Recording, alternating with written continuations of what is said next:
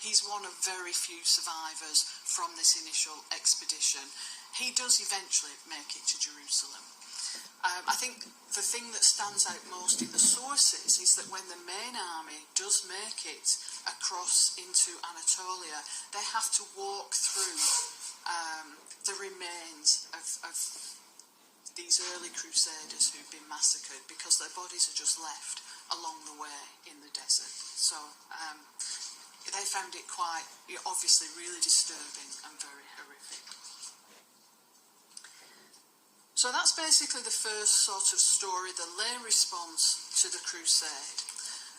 Back in Europe, the main host does assemble, and they did leave at the allotted time. I think it just goes to show what was achievable in medieval Europe. We tend to think of it as quite, not as obviously as advanced in many ways as our society, but they had a plan. Word got around. People knew what they were meant to do. The armies assembled when they were meant to assemble, where they were meant to assemble, and everything goes according to the big plan. This main army is led by a group of leading nobles, mainly French.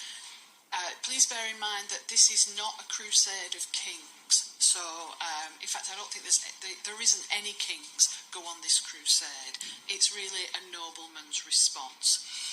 They're headed by the papal legate, so the Pope's representative, and that was Adhemar of Le Puy.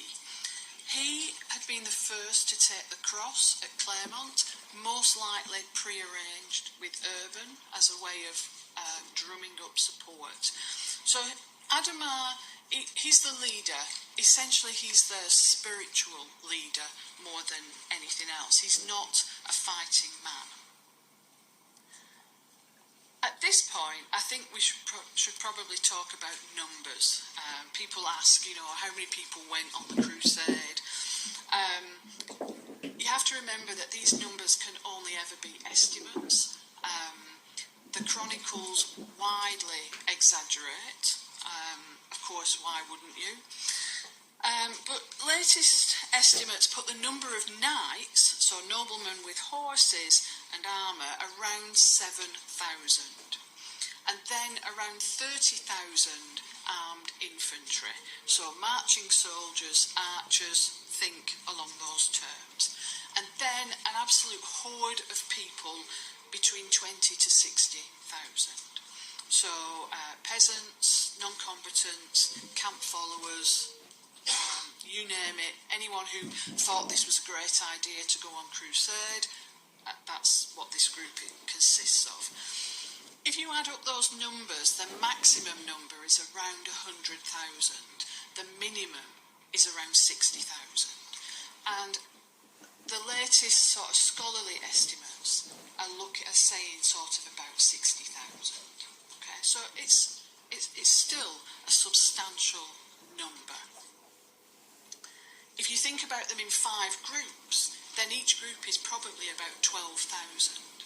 It's like the whole population of Hamilton or a town of that size. Can you imagine them descending on a smaller town and expecting to be provisioned? You can see why the first group had such problems.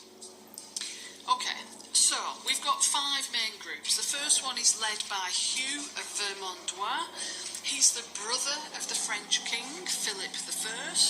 Now, Philip can't go on crusade himself. He would have liked to, but he can't go because he's been excommunicated. Why is he being excommunicated? Because he married someone who was already married. And on top of that, he was already married himself. So he's a bigamist in the best of meanings. And so, he's basically just disqualified himself from participating in the crusade. So, best next thing, his brother, he leads one group. Hugh takes the route across the Alps. If you go back to this map here, it's basically one of these yellow lines, probably the one from Paris. Down through Italy, they get to a southern Italian port, cross the Adriatic into Byzantine territory, they make their way to Constantinople.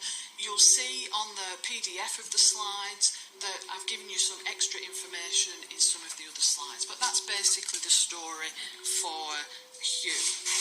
The second group, led by Godfrey of Bouillon, accompanied by his brothers Eustace and Baldwin of Boulogne, they've basically followed the route that Peter the Hermit did, so that blue line. And like Peter the Hermit's group, they do encounter some resistance.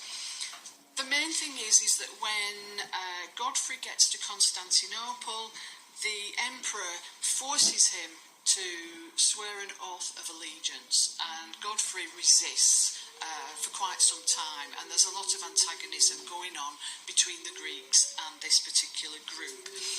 What Alexius wants is that Godfrey will agree that when they get off into Anatolia, any towns they take from the Muslims that had belonged to the Greeks, that the Crusaders will hand them back to Alexius.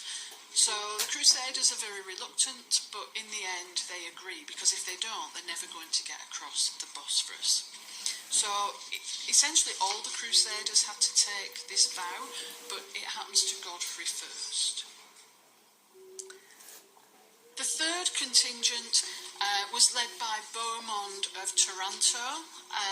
He's a Norman from southern Italy. He's a formidable soldier.